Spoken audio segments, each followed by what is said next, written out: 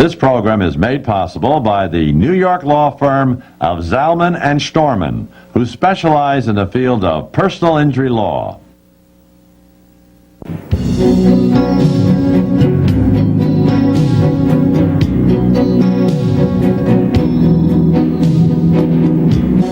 Welcome to Lawline with your host, Alan Schnorman.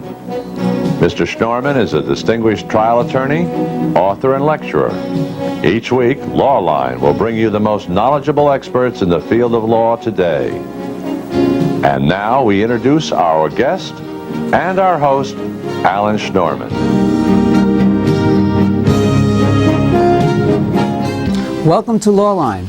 A note of interest and optimism is creeping into the real estate industry. Low mortgage rates and a strengthening economy are breathing life into a depressed real estate market.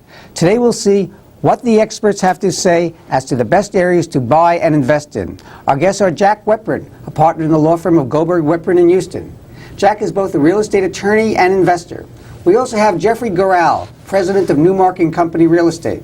Jeff was involved in acquisitions throughout the metropolitan area, and I think about 40 acquisitions up to date. Listen closely. This might be your opportunity to make money. Hello, Jack. Hello, Jeff. Jack, what is the state of the real estate market today? It is not recovered as we had hoped it would. There is a perception of upbeat perception in certain parts of the market. Residential real estate has improved a good deal. Commercial real estate probably. In certain specialized locations, you have stores that have picked up a great deal, like the Barney's area on Madison Avenue, the Ladies Mile area on 6th Avenue, below 23rd Street. Jack, are we at least we say we're at the bottom and we're looking up? I would hope we're at the bottom, unless the economy of New York fails to come back, which is very likely. No matter what our new mayor does, I don't see how he's going to creep out of the deficit that we have. But everybody tells me the national economy is improving. It is. Isn't that going to affect New York? I don't think so. I don't think we have the service type business that we used to have. I don't know how our mayor is going to get over these budget problem that he has.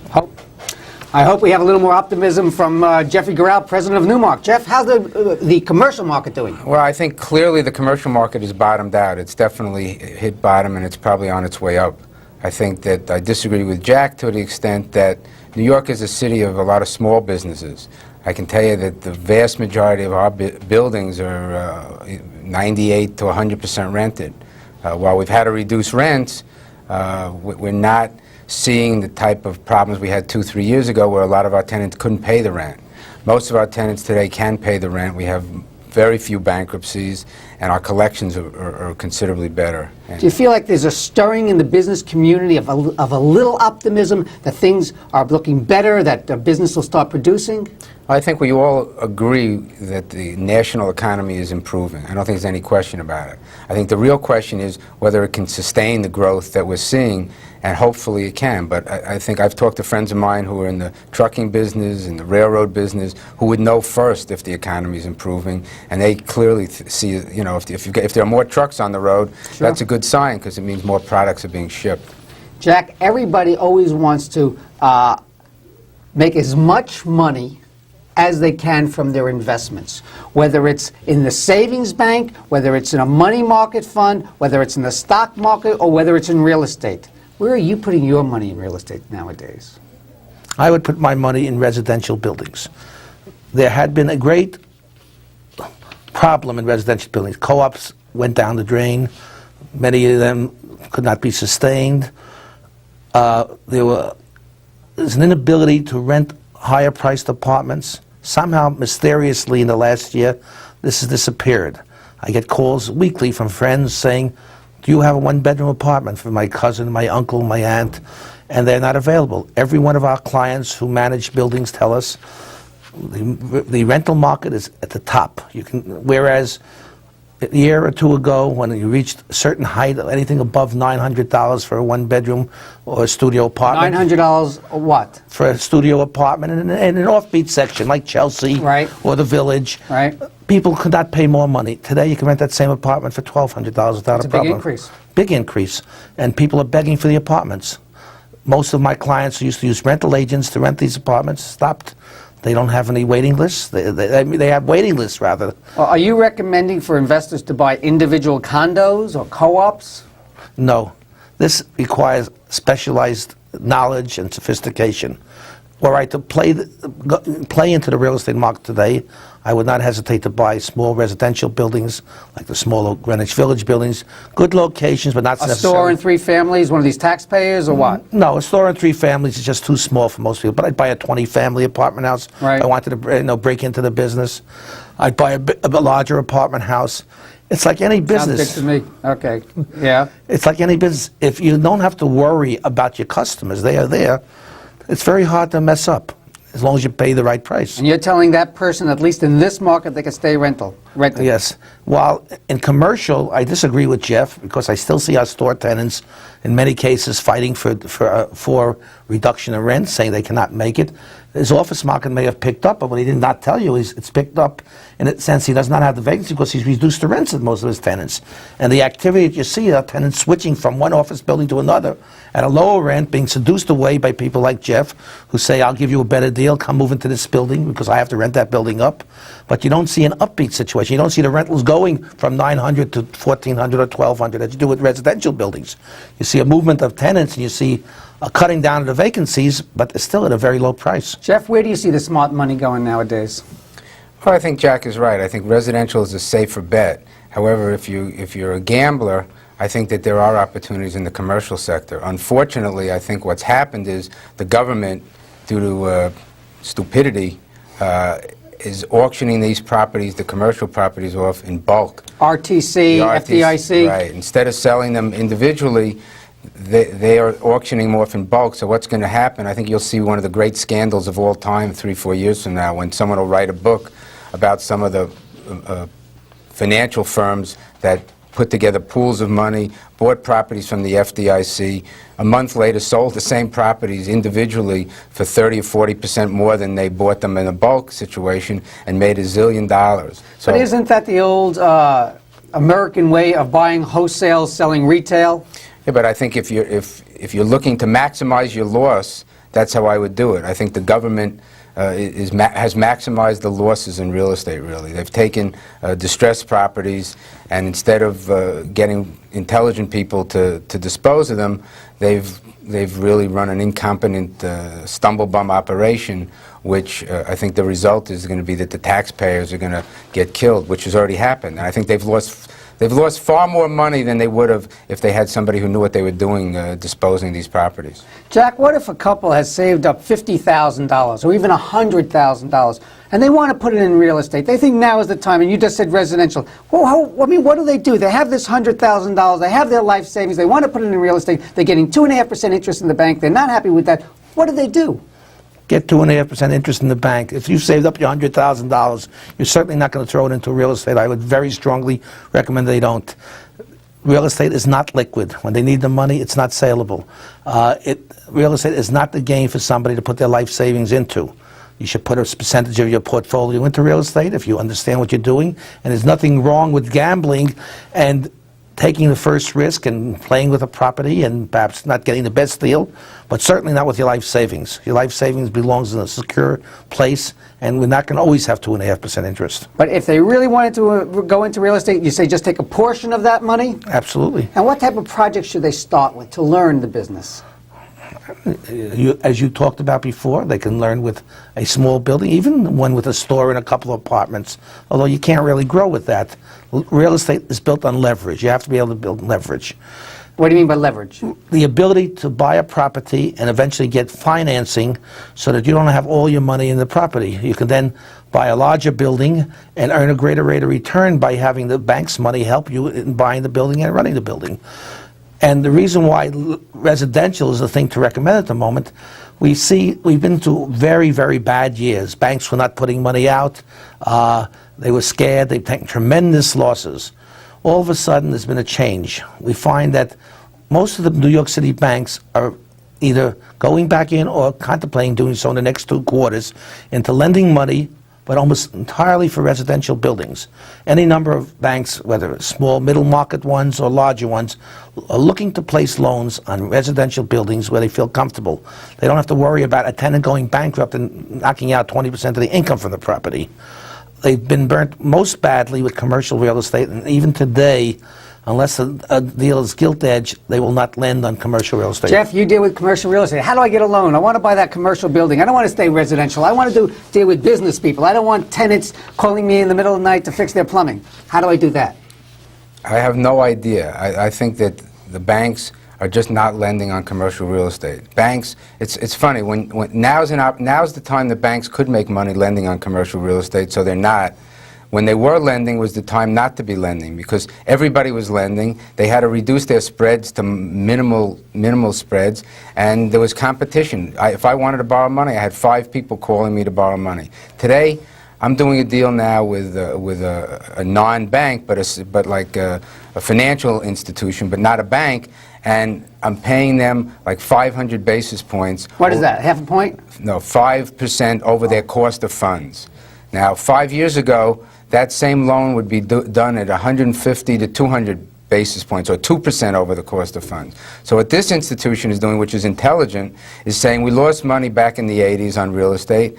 Now that there's no one lending, we're going to go back and lend money, because the guys like Jeff, he can't find it. I'm not competing. I don't have to compete with someone with him. I'll give him my terms, and if he doesn't like it, too bad, and I have no choice but to take it. That every Sunday I open the New York Times real estate section, and there's page after page of mortgage brokers, people wanting to lend money. Are you saying that they're only lending money on co-ops, on single-family houses, that type of stuff, which is really, they lend the money and then they sell the loan off in the pool to a larger buyer, and then they end up with a small spread and a servicing fee. I think if you look carefully, I don't know that much about it, but an awful lot of those loans are just being made and then are sold off. And they say 1 to 4 family houses. Right. The reason being that Fannie Mae will buy the loans from them if they're up to a 4-family house. I had a sale of a brownstone recently that was a 5-family house, and the guy cannot qualify, and he was planning to change the CO and redo the building to be 4-family. Then every bank was fighting to lend him the money. 5-family couldn't get the money. Jeff, in real estate, the Bible always tells you location, location, location. Where's the location to buy real estate today?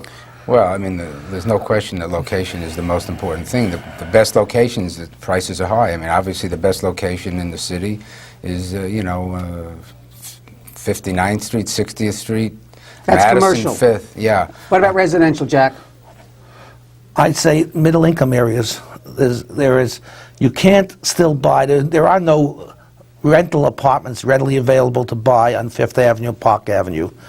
I would buy in places like Chelsea, Greenwich Village, Murray Hill, where the working person, but the higher level working person wants to live. We're seeing throughout the New York area, we're seeing in every borough, we're seeing in New Jersey, we're seeing in Westchester, we're seeing in Nassau, Suffolk. We're outside of Manhattan. What about the boroughs? Where would you put your money there? I would put my money in areas of Queens, areas of Brooklyn, where there's a stabilized economy, where the neighborhoods are stabilized, where there is not a crime problem. But you have to be very super careful. Manhattan somehow will always survive. It's a constant recycling of Manhattan. It doesn't necessarily happen anywhere as fast in the outer boroughs. People tend to change quickly there. Where is the best place in Manhattan to buy, say, for that couple who wants to invest in a co-op or in a condo?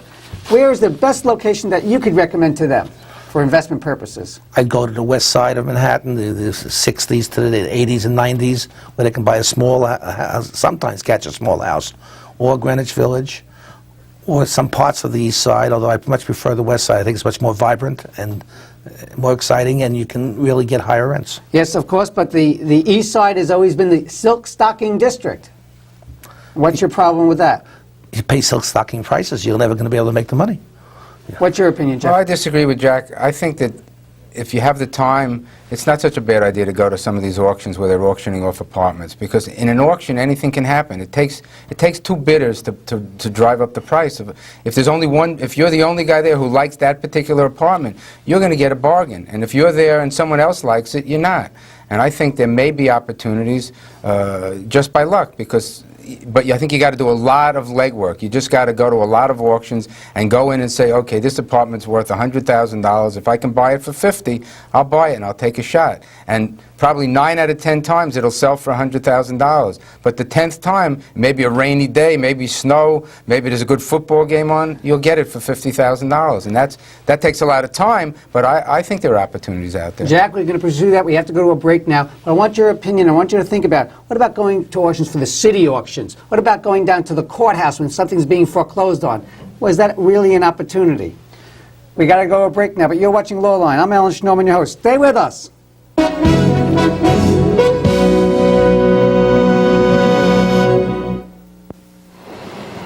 After dating the guy forever, you think I could tell him anything. Why is this so hard?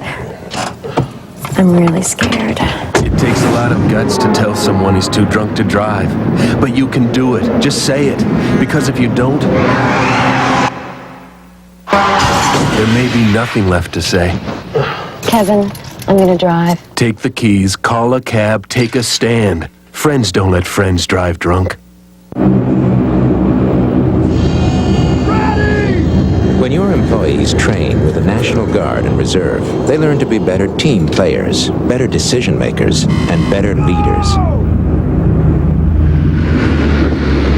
It's training that makes them better at serving our country. And better when they come back to work for you. Bill's back. Be a hero. Give your employees the freedom to protect ours.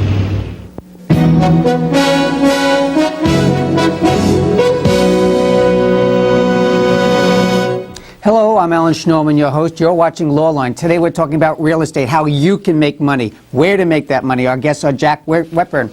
He's with a partner at Goldberg, Wepburn in Houston. And we're fortunate to have Jeffrey Gorell, an astute real estate investor and president of Newmark & Company.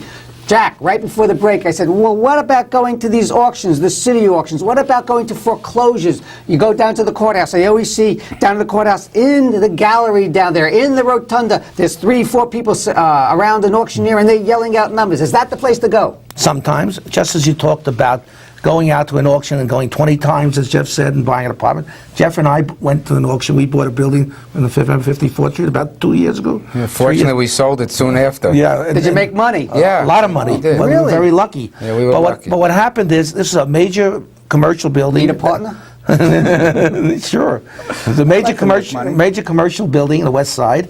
Everybody knew about the auction. Everybody thought it would go for a lot of money. Right. The trouble is, we were the only one that came down with the deposit. Right. It was, it was a lot of money, a couple $1 million price. Right. And you have to have your 10% on hand, and a lot of talkers there, and a lot of bidders at the beginning. But then nobody had money, and we stole the property, and we ended up selling the contract at a very substantial profit. So to a tenant in the building who wanted to buy it in the first place, but didn't bother to go to the auction. Okay. So How do you learn about these auctions? There are advertisements in the newspapers, in the Law Journal, in New York Law Journal. Yes. Okay. There's a service that sells these things now. There's a weekly or monthly service. You can subscribe to them. They tell you all future auctions. Give me the name. How do I get there? I'll give it to you. It's a secret. It's top secret. Only the real estate people hold it. That's right. But everybody knows about these auctions. Most of them are a waste of time because the owner, the plaintiff, will bid in at the sale in many cases if it's good, or they've already set a certain price. Well, what about the banks? Don't they usually bid in their mortgages? yeah, you have to look. If the value of the mortgage is greater than the value of the property, the odds are the bank is going to bid it in. Right. So you've got to look. Where that's not necessarily the case, where there's another reason for a default. Maybe a tenant went broke or something, and it's got a low enough mortgage. And what about these city auctions? This New York City selling properties, 32 properties, come down to the Police Central. Very rare that you find anything that's worthwhile. Sometimes they'll have it in the good days when people are doing a lot of rehab. You may get an old schoolhouse, an old firehouse, or something of that kind. The rest of the property that was taken in rem for non-payment of taxes, been run by the city for a number of years, deteriorated state, not worth wasting your time about. I know at one time we kept reading about that people from Europe, people from Asia, people from South America, people from Japan were coming into New York City and buying all our real estate. Is that still happening? It certainly is. The biggest deal I handled this year was for a European group that bought a foreclosed property, a residential foreclosed property, paid half the amount of the mortgage on the property, and think Really? they'll make a ton of money with it. They are filling that gap now.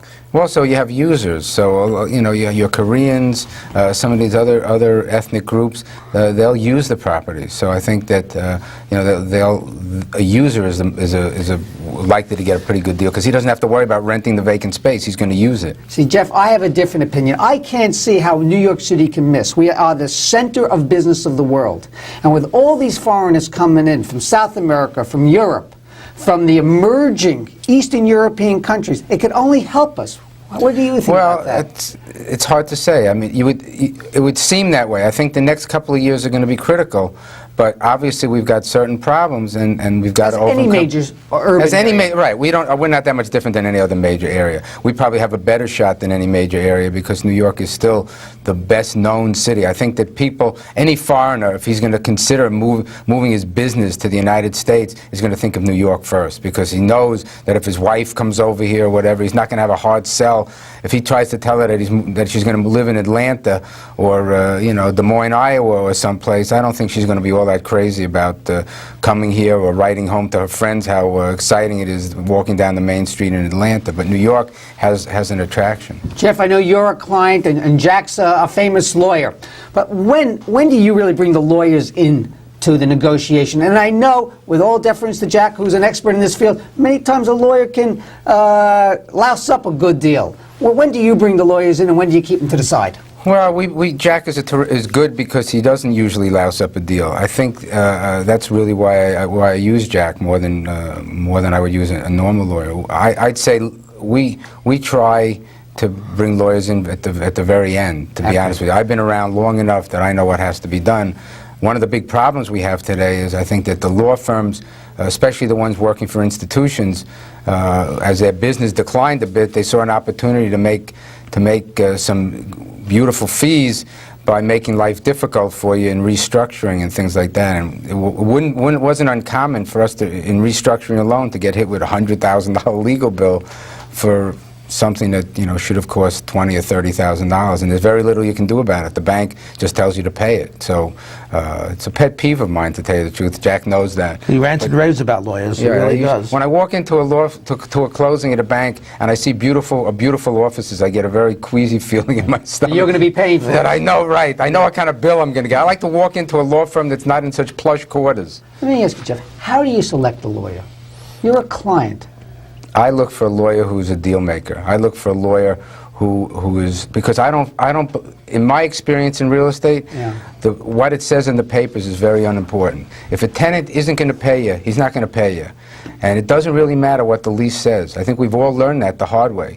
Basically, there's about 3 important clauses in a lease, and the rest is nonsense. I think if we were smart, which we're not, we would have a standard lease. It would be 5 pages long, and that would be the lease, and everybody who rented space in New York City would sign it. It'd be terrible for lawyers, but I can tell you an experience. I bought a building in Minnesota where they negotiated the deal and signed the contract at the same time. They just filled in. The guy just took out we made a deal, called his lawyer in, the guy took out a form, it was about 4 pages, filled in the blanks, and we closed the deal. We lost a lot of money. No, it was a terrible deal. We got killed. It was an awful deal, but we didn't have a lot of legal expenses going in. Certainly, you cut down your overhead right. expense. No, I agree with Jeff. I find that lawyers many times will kill a deal. Lawyers who are more interested in protecting themselves than anything else will dot every I and cross every T and kill the deal. When I do a deal for a client, I consider it as if I'm buying the building myself. And I act that way with many clients. I will interrupt. Jack is unusual. I would say Jack is one of the few lawyers that does what he does. I mean, most lawyers are much more pompous, much more not business oriented. They're just, they're looking at the pages. They may have an associate who's getting paid money, and they just tell him, here's the lease, give me 40 pages of comments. Jeff, I know you're a major commercial landlord here in Manhattan. Now, a few years back, and I have even heard recent stories where tenants who have years left on their lease come to their landlords and say, listen, I can't pay the rent. If you're going to push me, I can't pay the rent. And they actually negotiate deals with 10, 15, 20, 25% less rent with their landlords. Have you found that to be true? Yeah, it's a terrible problem because we end up, if you think about it, where the lease becomes a one-sided document. In other words, right now rents are low, so a tenant paying a high rent comes to you and gives you the story that you just outlined, and you may give him some relief. Now think about it, if the market gets good again, and I signed a 15-year lease at a low rent with a tenant, I'm sure I don't have a shot at going into him and saying, gee, remember we made that deal when rents were $20, now they're $40, I'd like to renegotiate. He'd laugh at me. So we've got a real problem. What happens if a tenant goes bankrupt? How are you, the landlord, protected? If a tenant goes bankrupt, it's usually a nightmare. And one of the reasons that you try to help tenants is you don't want them to go bankrupt, because the laws are all against you as a landlord. The laws, you know, are just ridiculous. I don't even, you know, we've had situations with bankrupt tenants where it took us a year to get them out. I had one situation right in this neighborhood where a guy went bankrupt, had cameras and valuable equipment stored in the basement, never moved out, left it there, never paid me a penny rent, and then someone stole some of the stuff, and he hired a lawyer to sue me because I wasn't guarding his cameras and equipment while he wasn't paying me the rent for the last 9 months. America's a wonderful country. So I'm sure you can appreciate that. Jack, what's been your experience on that? Negotiating with landlords, decreasing your rent. I take a different tact sometimes, and it all depends how strong you are, where your chips are. Store tenants come to want a reduction of rent. I said, fine. Will you give me the right to cancel your lease 3 years from now if there's a change in the market? I understand your problem. Let's go make it a fair case. You want it, I'll give you a reduction for the next 3 years, but after 3 years, I want the right to terminate your lease on 6 months' notice. Do they take that? Depends how strong they are. Some of them will just back away and say nothing because they really were coming, because they know all of their neighbors have told them, I asked for a decrease, I got it, I asked for a decrease, I got it. It's a problem. You don't know when a guy's telling you the truth and when he isn't. A lot of stores, as you know, they don't keep accurate books. So I ordinarily will ask a tenant for a financial statement. Half the time, I'll never see him again. I'll never see him again. Once I ask for a financial statement, he'll never come back to me. Right. Those guys who give you the financial statement are doing poorly. Usually are doing poorly, and you're going to have to help. Jack, I've been told that many landlords don't even try to evict tenants in New York County because it's just too hard to get them out. What has been your experience? Well, you have to try sometimes, but you do everything in the world not to go to court. It's outrageous what happens. Judges will, after you get stalled for many months, get a trial, get an order, then the tenant goes out, gets an order to show cause, opens it up again. What's been your experience? Horrible. The minute we have left? Horrible, but we're putting in a good guy clause in most of our leases so that if a tenant, we make a personal guarantee if he wants to jerk you around. In other words, he can give you the keys and walk away, and you can just look to his corporation. But if he elects to go bankrupt or jerk you around, then he's personally on the lease. And that's helped us a lot. Jack, in the moment left, if you have some money, where would you put it? Residential real estate. You heard it here. Thank you, Jack Weprin of Goldberg, Weprin in Houston, is that correct? Houston, and Jeffrey Garral, president of Newmark & Company. Thank you both for being on Lawline. And as always, this is Alan Schnorman, and watch where you put your money. Thank you for watching Lawline.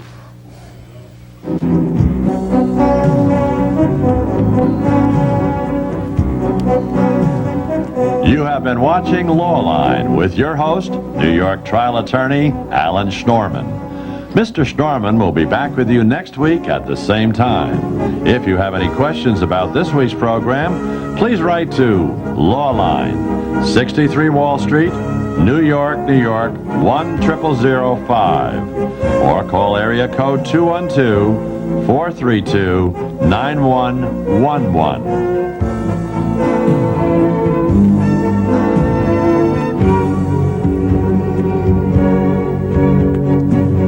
This program is made possible by the New York law firm of Zollman & Schnorman, who specialize in the field of personal injury law, located at 63 Wall Street in New York City.